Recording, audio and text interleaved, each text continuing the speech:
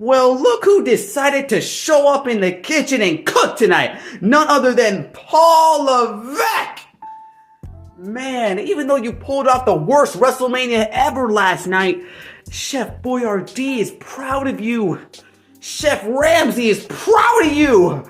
After months and months of starvation, of dehydration, we finally get a meal that we can eat. That's halfway decent, man. Man, after watching WrestleMania 42 night 1 last night, I thought this night would end up being a whole lot way worse. This probably would have been the worst WrestleMania ever. Well, this WrestleMania, I will admit, this WrestleMania was... With this night alone, this was light years better than last year. I'll give him that. We're putting Triple H over today, but we can't let him off the hook so easily. Because who knows? Right after this, he might just go back to the old original bad, bonkers, redundant booking that he always does the next night on Raw. So, man, I'll put him over tonight, but he's not getting off the hook so easily. So, with that being said, let's go ahead and review WrestleMania 42 Night 2, match by match. So the show started off with Brock Lesnar versus Obafemi, and oh my god.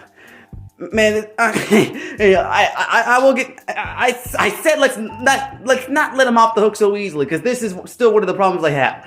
Because this night of WrestleMania still had the same issues that WrestleMania had last night. And that some of the matches did not get enough time. And this is one of them. Hell, look, I know Brock Lesnar, he's still pretty old. So he's not going to be able to work like a 10-minute match anymore. So I get that. But damn, this match was only like 5 minutes. It could have went on for maybe 2 more minutes. Just 2. That's it. That's all I'm asking. Because nothing really happened in this match. Like nothing. Obafemi did end up winning, which thank God he did. But still, this match could have went on for like just a little bit longer, just a little bit. Also, I do have to point this in there. Apparently, Brock Lesnar has officially retired. He is officially done with wrestling. And even though I've never really been a big fan of Brock Lesnar, but salute to Brock Lesnar in the comment section. We will give him his props. He's had a legendary career. Whether we like him or not, we got to give him salutes. So, therefore, this match was originally going to get a 4 out of 10, but specifically for Brock Lesnar, I'll give it a 5. 5 out of 10. Next up was the Intercontinental Championship ladder match, and woo, boy, man, once again, the IC Championship manages to steal the show. At this point, we may as well have the IC Championship main event WrestleMania sometime, because they always manage to steal the show. WrestleMania 39 stole the show. WrestleMania 40 stole the show. WrestleMania 41 stole the show. WrestleMania 42 stole the show again. Like, bro, just have a main event WrestleMania at this point. Boy, this ladder match was awesome. It was really good. It was really, really fun. It was really, really fun, but god dang it. Man, if you guys saw my recording of WrestleMania, you guys may have known, I really, really wanted Javon Evans to win. I wanted him to win, but Penta won. He's only held on for the IC Championship for like a month, so I get it that he retained, but damn, I goddamn really wanted Javon Evans to win. But still, this match was really good. Really, really good. So this gets a 9 out of 10 for me. It would have been a 10 if just the right person won. So yeah, 9 out of 10. Next up was Sami Zayn versus Trick Williams for the US title. And oh my god, I just said this. Can we please give more time for these matches? This match was only like 7 minutes. But hey, I'll give it for that 7 minutes. It was actually pretty decent. Sami Zayn, I was there. Sami Zayn, he was getting booed out the building. He was getting so booed, man. Trick Williams, I've heard rumors there were going to probably be a double turn in this match. I mean, was Trick Williams even a heel? I think he was. So apparently Trick Williams is apparently a babyface now. I don't even know if Sami Zayn is a heel at this point. But if he is, then that could probably be entertaining, because I do think Sami Zayn does work better as a heel than a babyface. But this match was pretty decent. It would have been a lot better if it had a lot more time. But yeah, I give this a 6 out of 10. Actually, no, 6.5. 6.5 because Trick Willie is the U.S. champion. Next up is Rhea Ripley versus... sorry. Sorry about that. Actually, next up was Finn Balor versus Dominic Mysterio in a street fight. Now, I've seen some people's complaints about the Drew McIntyre and Jacob Fatu match.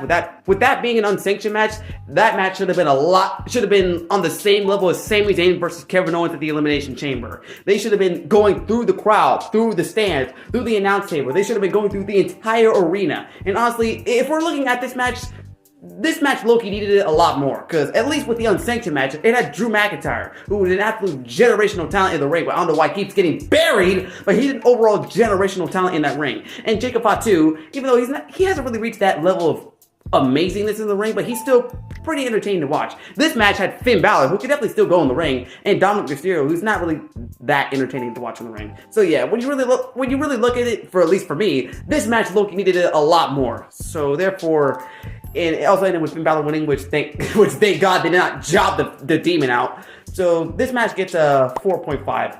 It would have just been a regular 4, but the Demon Finn Balor coming back definitely sold it for me. So 4.5. Now next up was Rhea Ripley versus Jade Cargill for the WWE Women's Championship. While the build of this feud has definitely been worse than Liv versus Stephanie, the match damn sure was definitely better. And yeah, the match was definitely better. Jade Cargill, I think, looked absolutely great in the match.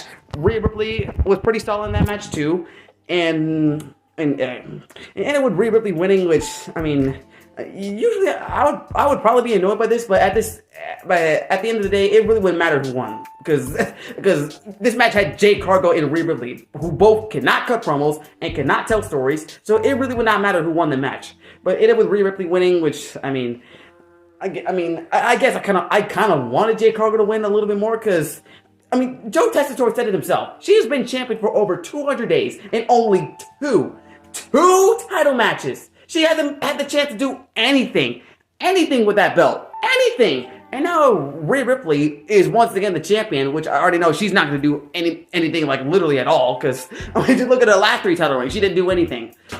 So yeah, I kind of wanted Jade Cargill to win a little bit more, but at the end of the day, it really wouldn't matter who won. So therefore, this match gets this like I said, this was a better match than Liv versus Stephanie, so I'll give this a 6.